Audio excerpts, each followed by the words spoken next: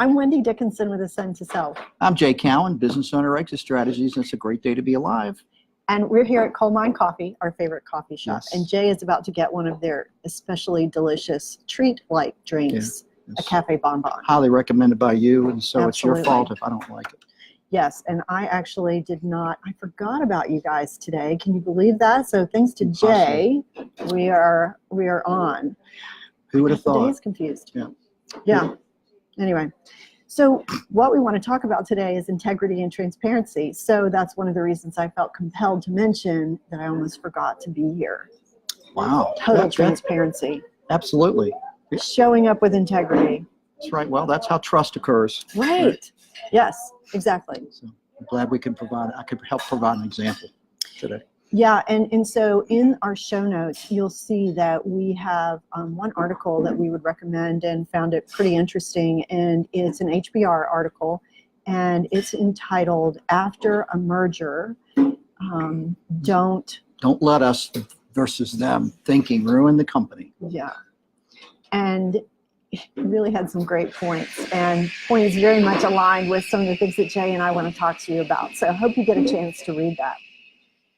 So let's talk about, in the beginning, some of the problems that we have seen when people are not standing in their integrity and transparent in their message.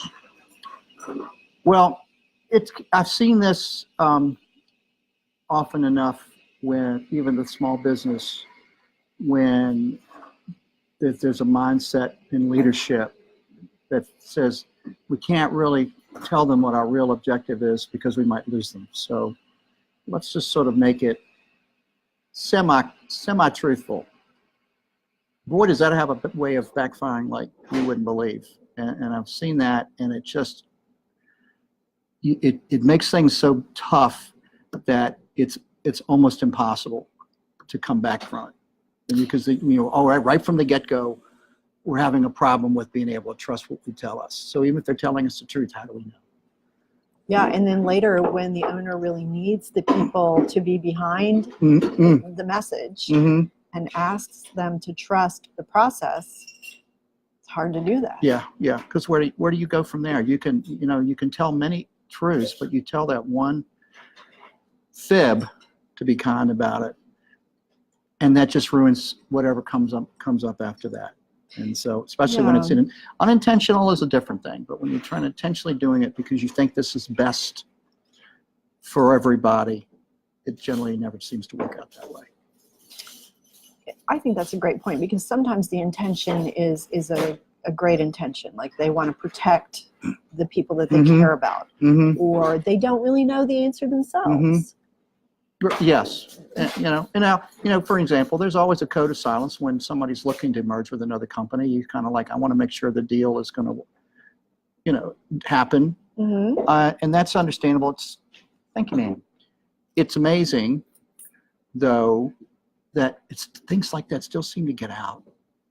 They do. It's about body language, even, or what have you, and most people who are paying attention will come and start asking about it. You've got to be prepared on how you're going to be able to respond to those questions in a way that doesn't compromise what you're trying to do, but you're not out and out lying to people. Yes, because to be honest with you, I feel like there's another approach, and I don't think that business owners always recognize that there's another approach. I think that you as owner-founders could very easily start, even if you think that at some point down the road, and it could be 5 years, 10 years, 15, whatever, if you think there's a possibility that you would sell your company, or you would choose to pursue a growth strategy by pursuing an acquisition, I feel like they could set the team up and the whole corporate culture to be one of readiness and resilience. So there's like this ecosystem that we're going to be deal ready every day, and to introduce that concept in their strategic planning, quarterly, yearly, as well as when they're coming up with their long-term vision for the company. And that only makes sense because oftentimes I'll advise a client, especially if they really don't know when they want to exit from their business, is to say to them, you always need to be ready to pull that trigger at any time, because you never know what's going to happen. So if you prepare your business, prepare yourself for that possibility.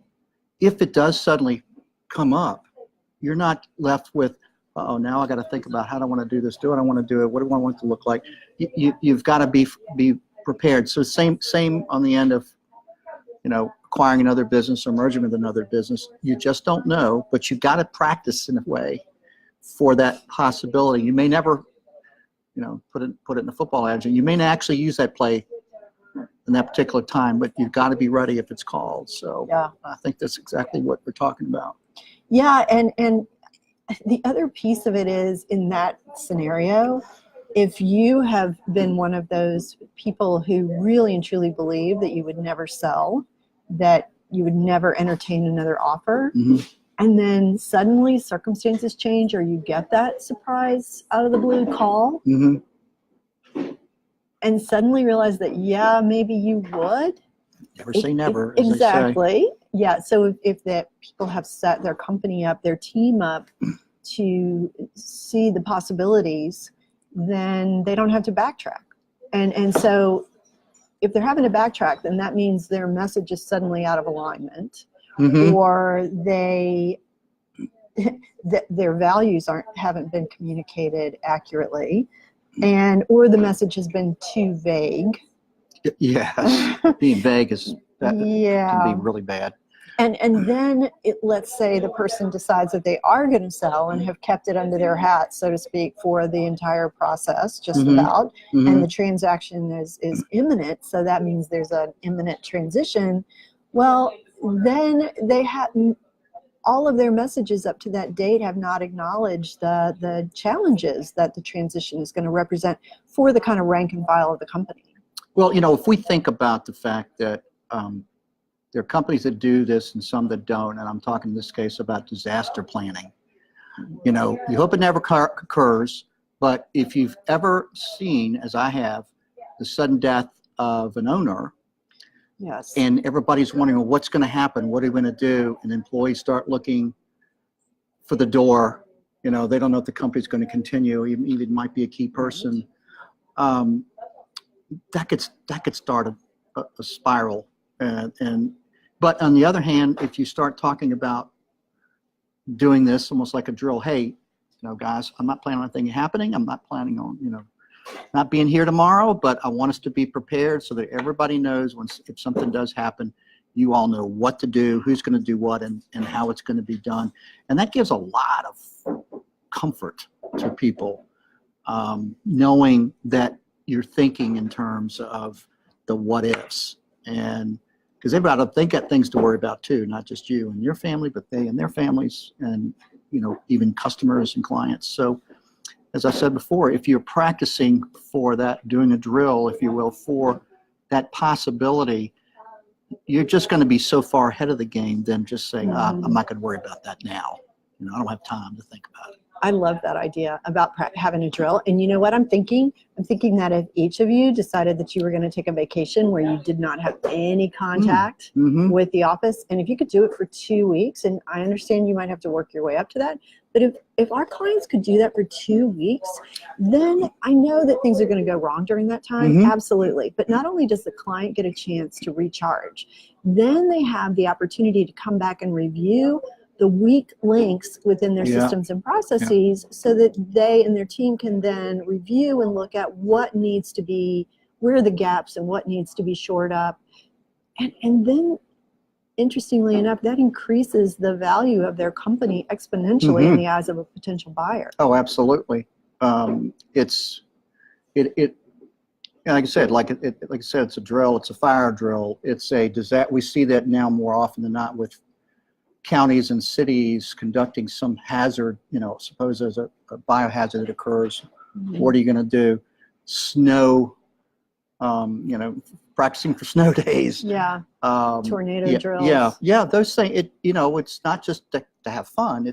And what better way to practice it now while you're still involved and you can still help people know what to do, because they're going to make mistakes. And it's better they make mistakes now when they are fixable than when there's nobody there to guide them about what to do next. So this is This is about preserving value and increasing value and enhancing value. And, you can't do enough of that. Hey, you know what else? I'm just thinking that if our companies, if our clients also included in their yearly strategy planning for potential natural disasters, that would also be a great way to not only assess risk, but perhaps mitigate risk before it ever happens.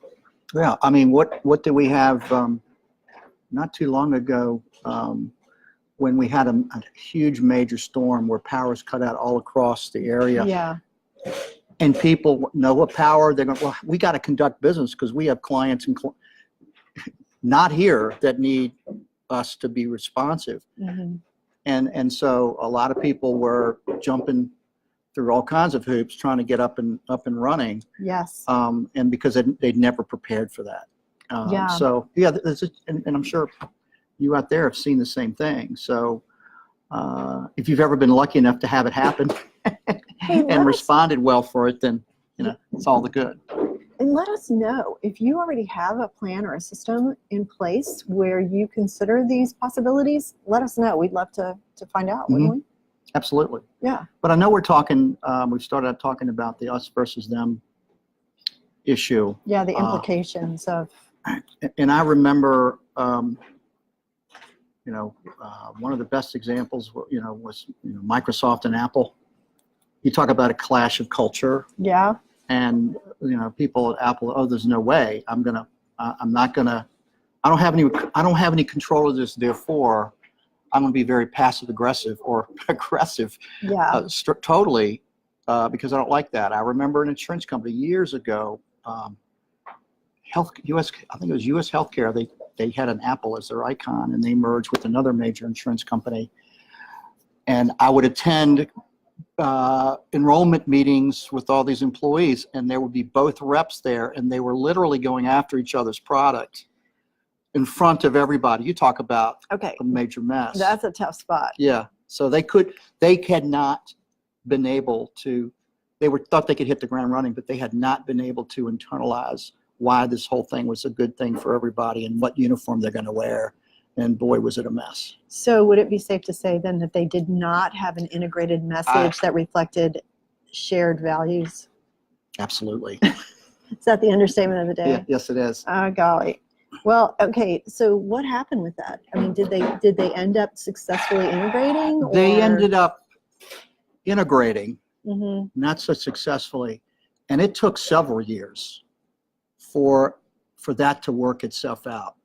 Because of the animosity that occurred, and people were leaving, and it certainly didn't look too good for their customers, their clients, about what's going on. How do I know this is going to work out for us? Are we going to experience a bad side effect? And so they then will go find another carrier to work with, and including brokers. So I did, having been in the benefits business back then, I was amazed. About what I saw, and made the assumption, like most other people, oh, they're good, they're a major corporation, they should know how to do this, right? No, they were totally unprepared. So, last week and the week before, actually, we were talking about the brain and brain function. So it sounds like people's threat response and their identities were really threatened in that situation. Oh, wow, yes. And clearly, I think probably at the top, they had all this worked out. Do you think they did? They thought they did. But like I said, the executives, the people that were in their offices and, weren't the ones on the ground. Right. With the reps, who were the ones out there, the face of the insurance companies. It never really got down to them, clearly. Hey, which is another implication, right? Yeah. So that feeling that those who are higher up in the company are making a lot of money off of this, whatever it is, and then the people, the foot soldiers are actually not. Right. So that's another us versus them, isn't it? Yes. And look at all the banking mergers that are occurring. Oh my gosh, here in Central Virginia, it is it how Seems many like every mergers week. there are. Yeah. So Wells Fargo and SunTrust? You had SunTrust and BB&T. Oh, I'm sorry. Yeah. Okay, that was first, right? Yeah, that wasn't the first one. I'm trying to remember but there were, when you had Wachovia and Wells Fargo. Okay. The Wachovia people had a clear way of how they were conducting business. And then there was the Wells Fargo way, and the Wells Fargo, of course, was the end result. But they were literally having people going out the door, both in terms of those who worked there, and then the clients of those people. It was a revolving door, because Wells Fargo looked at it as we won, like somebody else used to be a president like to say, we won, deal with it. And so that's what happened. And they spent a lot of time just trying to stay in the same place while people went off, and they just didn't do the job that should have been done. So the outcome then was really more about unintended consequences. Yes. So loss of value for stakeholders and clients. It took a little bit longer for that supposed here's one of these age things. Integrations. Right? So, but when we bring two companies together, we're supposed to get some 1 + 1 = 3. I'll say it another way. Yeah. So it took a while for that to happen because of the unintended, unthought through deeply enough issues of that us versus them mentality. And it delayed their really to make this really work. Took that a lot further out down the road. So really no recognition of identity issues. Right. Yes. So not only identity of the shareholders and the stakeholders, but also the customers in that situation. Yeah, I mean, in a larger extent, this is, again, not to be political, but this is part of some people's concern about immigration, in that people who will say, well, I'm not against immigrants. What I'm against is that they don't want to assimilate the people that are coming in, aren't interested in assimilating. They're bringing a different culture into the country. They want to maintain that culture. They're here to work, but they want to maintain their unique culture. And it's at odds with the U.S., as you say, culture, however you want to define that. And so, you've got to have that same assimilation mindset, but not in a negative way with the company. It's like, look, we have a culture. You guys have a culture. Let's focus on what are the things that we all relate to, that we can agree. We may even call it a different word, but we can agree on these major things. And the other things, we can kind of work through that. So we all did hear Jay saying that he didn't want to get into a political issue, right? But he did. And so I'm going to go too. So what's interesting to me about that is in that situation, and I, again, using that framework of the brain that we've been talking about the last few weeks. So if cultural integration becomes something that is shared, so in other words, whether it's merger and acquisition, or we're talking about people who immigrate into a country, then if that cultural integration is shared, then not only will each entity's identity be recognized, but each party will open themselves to learn and be willing to accept the differences in each. Being willing to accept is a real big deal, because sometimes the thought is, why am I concerned about you assimilating or not assimilating? Because I feel threatened, because I like it the way it's always been, and to think about changing it is threatening to me. Right. As opposed to I become more grounded in my own cultural identity if I am open to and willing to accept your cultural identity. Right. And be willing to say, gee, maybe we have a lot more in common than I thought we did. Right. And that's exactly, I think, is what happens with companies and people. Well, and it's so interesting that you say that, because actually this is a great example, Jay. I did not think about this at all. So I actually was talking to someone recently, and the person made a comment about people who are trying to cross our southern borders as the Spanish people. And so it's interesting. So for one thing, some of those people may speak Spanish, but people from Ecuador and Guatemala and El Salvador have their own indigenous language, right? Exactly, in different culture. They're not like Mexico. No. We assume that because of the language is the same, Right. The culture's Traveling the same. through Mexico does not make you of the Mexican Yeah, culture or heritage. Exactly So, right. so that's a great, so in that HBR article, there are two companies, Draft and then ISG, I believe. And so they have very different cultures and they don't speak one another's language. That sounds impossible to me. Yeah. So in other words, they don't have their own cultural lingo. Mm-hmm. They don't share that. And rather than teach one another, they hold on to their own. So again, it's another I think implication of that us versus them perspective. Yeah. So I think, that the take home pay here on this is it's part of the planning process of how you're going to integrate. You can't just look at the dollar and cents results that you're hoping that you think you're going to achieve, but you also have to look at the people and be able to say, how is this going to manifest itself? Are we doing everything we could be doing and should be doing to minimize that as much as possible? Because people will be threatened. Well, am I going to have a job or not? And they may or may not. And there's a lot of people from the SunTrust BB&T merger that are going through that right now. We know that they can't absorb all those people. And so what are they doing right now? I'm curious. What message are they sending to their people at every level? Here's what you can expect. Here's what we hope to do if you're going to be the one of those people who will not have a job with us as a result of this. Or do they care? Or are they going to show any kind of care? So I don't think, and it doesn't matter what size company we're talking about. I think it's, you spend a lot of time, both companies, training people to be productive, and you don't want to turn this into undoing everything that you thought, because there are other people waiting to go grab those great people because they know there's a lot of unrest and so forth. So you become very vulnerable when the word gets out that you're merging.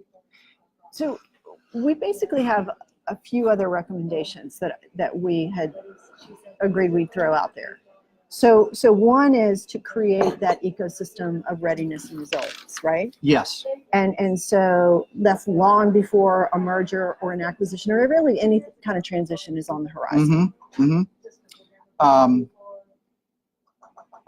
were just talking about learning experiences and how to deal with it. So, having goals setting out some goals about what you want everybody to come away with this anticipated experience in terms of their improving their professional learning as well as personal awareness and learning there. It's not, that sounds so neat and clicky, but it's that's today's speak. But no, that's a real issue with people, and we've really got to pay attention to that, and that should be another one of the steps that we take. Yeah, and I think the value for all of you who are listening, if you are interested in creating that ecosystem of readiness and resilience, and you have all of your people set learning and experience goals throughout their tenure with you, then if one of those folks is going to lose their job in the merger process, that's when you can bring those goals out and say, okay, your aspiration has always been to X. How can we help you get to that from here? I wish I can remember as a great example. I cannot remember the company, but I do recall one in Richmond, or at least a lot of people here.